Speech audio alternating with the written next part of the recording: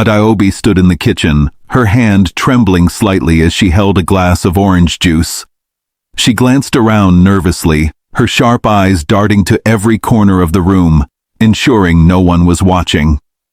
The house was quiet, as it often was at this time of the afternoon. Ifeanyi was upstairs in his study, working, completely unaware of the storm brewing downstairs. "This is the moment," Adaobi muttered to herself, her voice low but determined. "No one will stop me." Welcome to Afro Tales TV, your home for rich, exciting, and inspiring stories from around the world. Today's story will touch your heart and keep you hooked till the very end. If you're new here, please hit that subscribe button and turn on the notification bell so you never miss any of our amazing stories. She took a deep breath and stepped out of the kitchen, her heels clicking softly against the tiled floor. The spacious dining area came into view, its polished table gleaming under the bright chandelier. Adaobi walked towards the table, carefully placed the glass of juice down, and once again looked around like a thief trying not to be caught. She reached into the pocket of her loose-fitting gown and brought out a small bottle filled with a clear, colorless liquid. The bottle's label had been peeled off, leaving no trace of its contents or origin. Adaobi's fingers fumbled with the cap for a moment before she managed to open it. Her hands shook as she poured a few drops of the liquid into the glass. "That should be enough," she whispered. Her eyes studied the glass intently, making sure the liquid blended seamlessly into the juice. Satisfied, she closed the bottle, slipped it back into her pocket, and gave the glass a quick swirl. She stood there, staring at the juice as if hypnotized, her mind racing with thoughts. Her lips parted, and she began talking to herself. "This is it," she said, her voice trembling at first, but growing steadier with each word. "I'm done wasting time. Once Ifeanyi drinks this, it's all over. He will die, and I will take everything that belongs to him. Me and Paul will leave this country for good." Adaobi paused and laughed bitterly, shaking her head. "Yes, this is the only way. Ifeanyi is not meant for me. All I want is his money, and I don't care if he dies." The sound of her own words seemed to empower her, filling her with a sense of twisted confidence. Her phone buzzed in her pocket, startling her. She fumbled to pull it out and saw Paul's name flashing on the screen. "Paul," she said, her voice softening. She answered quickly, her tone suddenly sweet and affectionate. "My love." Paul's deep voice came through the phone. "Have you done it? Did you add the substance?" Adaobi's lips curled into a sly smile.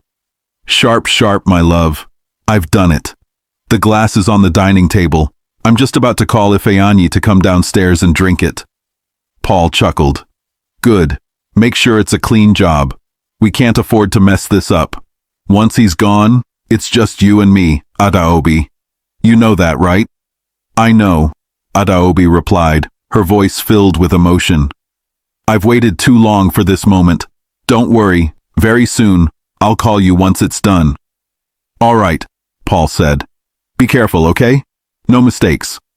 "Of course," Adaobi assured him. "I love you, Paul." "I love you too," Paul replied, his voice dripping with charm. The call ended, and Adaobi stood in the dining area for a moment, clutching her phone tightly. Her mind was made up. There was no turning back now. She straightened her shoulders, adjusted her gown, and began walking towards the stairs. As she climbed the staircase, her thoughts swirled. Memories of her life with Ifeanyi played in her mind. He had been kind, caring, and generous, everything a woman could ask for in a husband. But Adaobi's heart was not with him. Her heart belonged to Paul, the man who had swept her off her feet with his sweet words and promises of a glamorous life abroad. When she reached the top of the stairs, she paused, her hand resting on the banister. She thought about the wealth Ifeanyi had worked so hard to build, the luxurious house, the expensive cars, the investments. All of it would be hers once he was out of the picture. "This is for the best," she whispered to herself, trying to silence the small voice of doubt creeping into her mind. She walked down the hallway, stopping in front of Ifeanyi's study. The door was slightly ajar, and she could hear the faint sound of his keyboard clicking. She took a deep breath, rehearsing her words in her mind. Knocking softly, she pushed the door open and stepped inside. Ifeanyi looked up from his laptop, his face lighting up when he saw her. "Adaobi," he said warmly. "Is everything all right?" Adaobi forced a smile. "Yes, everything is fine. I just thought you might like a drink. I made some juice for you. It's on the dining table." Ifeanyi's brow furrowed slightly. "Juice? That's thoughtful of you. Thank you." She nodded, her hands clasped in front of her to hide their trembling. "You've been working so hard. You deserve a break." Ifeanyi chuckled and leaned back in his chair. "You're right. I could use a break. I'll be down in a few minutes." "No rush," Adaobi said, her voice steady despite the storm brewing inside her. "Take your time." She turned and walked out of the study, her heart pounding in her chest. As she descended the stairs, she muttered under her breath, "This is it. Everything changes today." Adaobi returned to the dining area and stood by the table, staring at the glass of juice. Her mind raced with thoughts of the future she and Paul had planned, their escape, the luxury, the freedom. She touched her phone, tempted to call Paul again for reassurance, but she stopped herself. "No," she said firmly. "I don't need him to hold my hand. I can do this." Time seemed to slow as she waited for Ifeanyi to come downstairs. Her nerves were on edge, and every little sound made her jump. The ticking of the wall clock, the hum of the refrigerator, the distant chirping of birds outside, it all seemed unbearably loud. "Stay calm," she whispered to herself. "Just stay calm." She rehearsed her plan over and over in her mind, every detail carefully thought out. Ifeanyi would drink the juice, and within minutes the poison would take effect. She would feign shock and call the ambulance, but by the time help arrived, it would be too late. Her phone buzzed again, and she quickly checked the screen. It was a message from Paul. "Make sure you don't panic. Everything will be fine." Adaobi nodded to herself. "Yes," she said softly. "Everything will be fine." She took one last deep breath, turned towards the stairs, and called out, "Ifeanyi, your juice is ready. Come down and have a drink." A few minutes later, Ifeanyi came downstairs, a warm smile on his face as usual. He wore his favorite house slippers and a simple t-shirt, looking relaxed. Adaobi heard his footsteps and quickly composed herself. She plastered a smile on her face, though her heart was pounding like a drum. "My love, you're down?" she said sweetly, trying to sound natural. "Come sit and have your drink." If Ifeanyi noticed her nervousness, he didn't show it. He walked over to the dining table, his smile still in place. "Thank you, Adaobi," he said. Adaobi pulled out the chair for him, her hands trembling slightly. "Come, sit here," she said, her voice steady despite the storm of emotions inside her. Ifeanyi sat down, giving her a grateful nod. "You didn't have to go through all this trouble," he said, as he adjusted himself in the chair. "It's no trouble at all," Adaobi replied, forcing another smile. "You've been working so hard. You need to relax and take care of yourself." Ifeanyi looked at the glass of juice in front of him and nodded appreciatively. "You're too good to me, Adaobi. Thank you."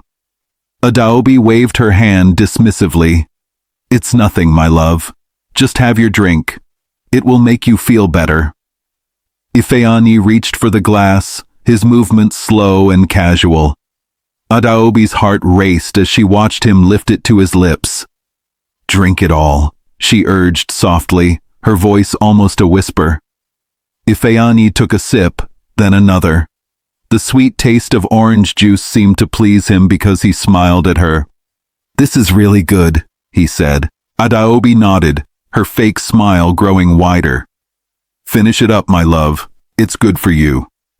Without hesitation, Ifeanyi tilted the glass and drank it all. When he was done, he set the glass down on the table and let out a satisfied sigh. That hit the spot, he said. Thank you, Adaobi. You're welcome, Adaobi said, her smile unwavering even though her palms were sweaty. Would you like some more? Ifeanyi shook his head. No, I'm fine. One glass is enough for me. Adaobi nodded and gestured towards the living room. Why don't you go to the sofa and rest? You've been working all day. Good idea, Ifeanyi agreed. He stood up, stretched his arms, and walked to the living room. Adaobi watched him leave, her smile fading the moment he turned his back. She grabbed the glass from the table and hurried to the kitchen.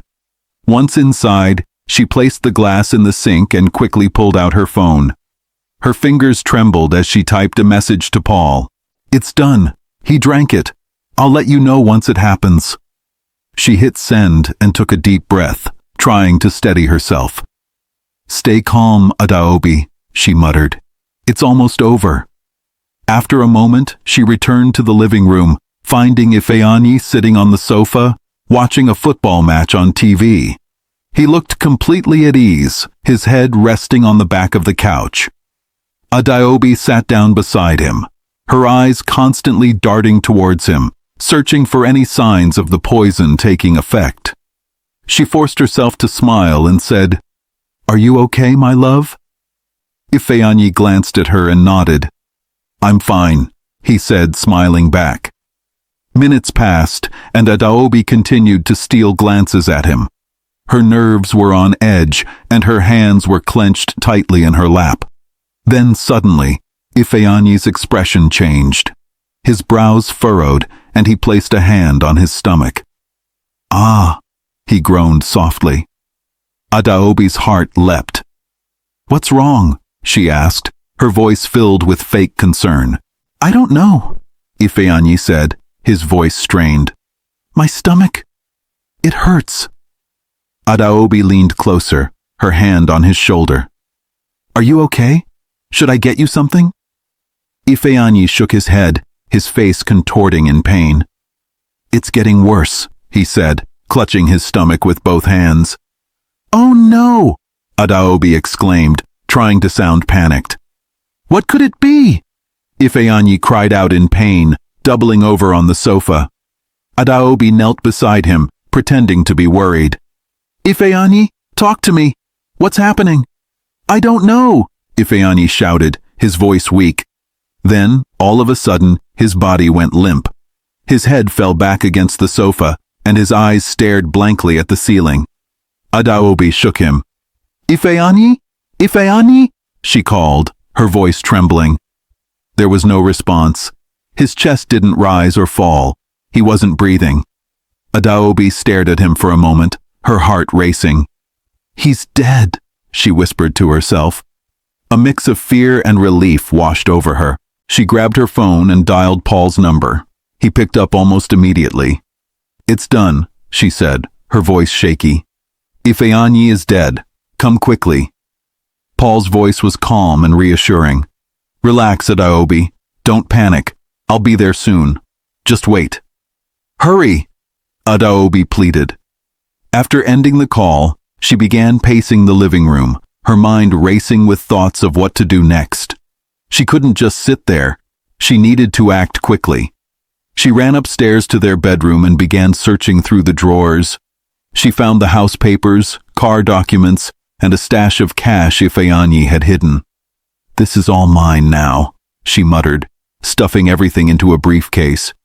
She grabbed his ATM cards and packed all his expensive watches and jewelry into a bag.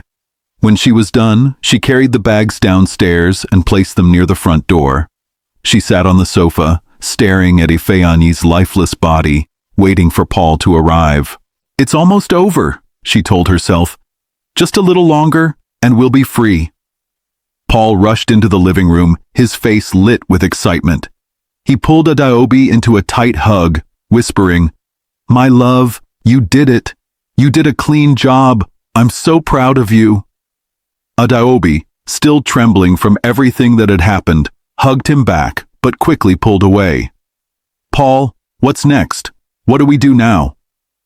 Paul stepped back, running his fingers through his hair as he scanned the room. We need to move fast. Let's gather everything valuable and sell the cars immediately. We'll use the money to get out of here. First flight out of the country. What about Ifeanyi's body? Adaobi asked, her voice shaky. She glanced at the sofa where Ifeanyi's lifeless body lay, looking peaceful, yet terrifying. Paul rubbed his chin, thinking, "We'll take him upstairs and lock him in the bedroom. No one will look for him there for days. By the time anyone finds him, we'll be long gone." Adaobi shook her head. "No, that's too risky. What if someone comes looking for him? What if they hear us carrying him? I think it's better we leave him here. We'll just disappear. Nobody will know where we went." Paul sighed and nodded reluctantly. "Fine. Let's do it your way. Did you take everything we need? The papers? The cash?" Adaobi nodded quickly. "I've packed everything. It's all in the bags." Paul grabbed one of the bags and heaved it over his shoulder. "All right, let's go." As Adaobi bent down to pick up the other bag, a loud knock echoed through the house. They both froze, their eyes wide with fear. "Who's that?" Paul whispered, his voice trembling. "I don't know," Adaobi whispered back. She placed the bag down gently and motioned for Paul to stay quiet. The knock came again, louder this time. "Adaobi!" a cheerful voice called from outside. "It's me, Mamasi." Adaobi's heart sank. It was Ifeanyi's younger sister, who had just returned from school. She had completely forgotten about her. "What do we do?" Paul hissed, his eyes darting toward the door. Adaobi swallowed hard. "I'll handle it," she said, trying to steady her shaking hands. She walked to the door and opened it slightly, peeking out to see Mamasi standing there with a bright smile. "Adaobi, how are you?" Mamasi greeted her warmly.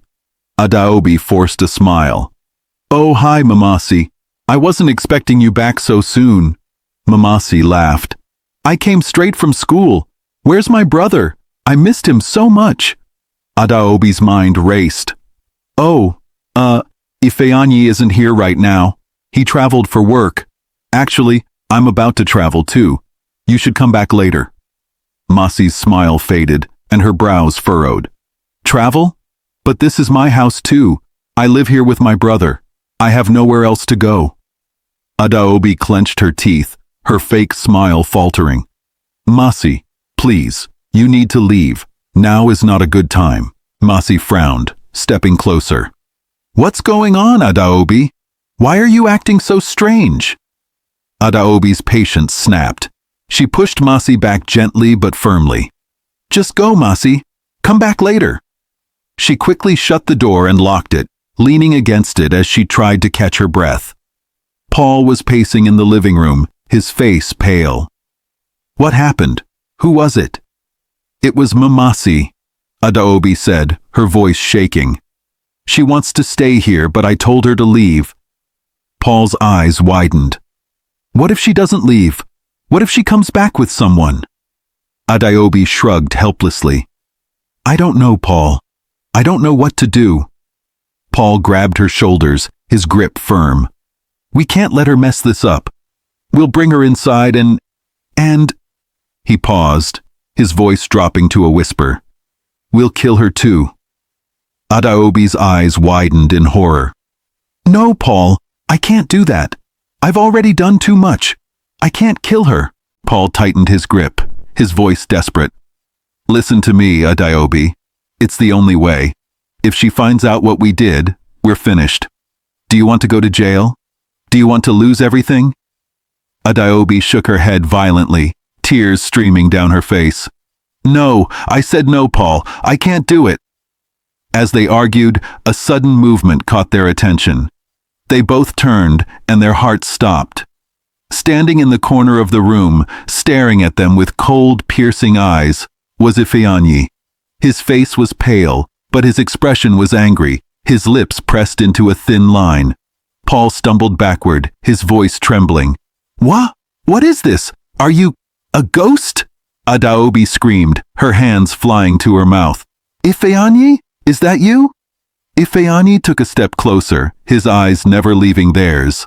So, he said, his voice calm yet filled with menace. This is what you planned for me? My own wife? My own friend? Adaobi fell to her knees, shaking her head. Please, Ifeanyi, don't hurt me. It wasn't my fault. Paul made me do it.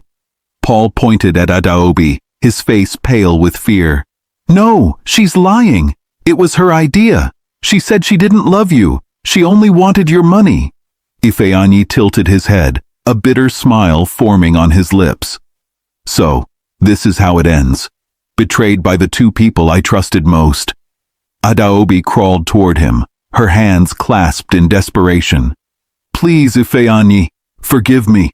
I was stupid. I didn't mean to. Enough! Ifeanyi's voice boomed, cutting her off. Paul and Adaobi screamed, bolting toward the kitchen as Ifeanyi began walking after them. You can't run from me, he said, his voice echoing eerily. In the kitchen, Adaobi grabbed a knife, holding it out in front of her. Stay back, she cried. Please, Ifeanyi, don't hurt us. Paul was crouched in the corner, trembling. He's a ghost. I told you we shouldn't have done this. Ifeanyi stopped in the doorway, his smile widening. You're afraid now? You weren't afraid when you planned to kill me. Adaobi dropped the knife, falling to her knees. I'm sorry. I'll do anything. Just don't hurt me.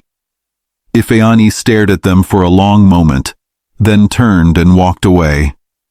Paul and Adaobi looked at each other, their breaths coming in short, panicked gasps. Where did he go? Paul whispered. I don't know, Adaobi said, her voice trembling.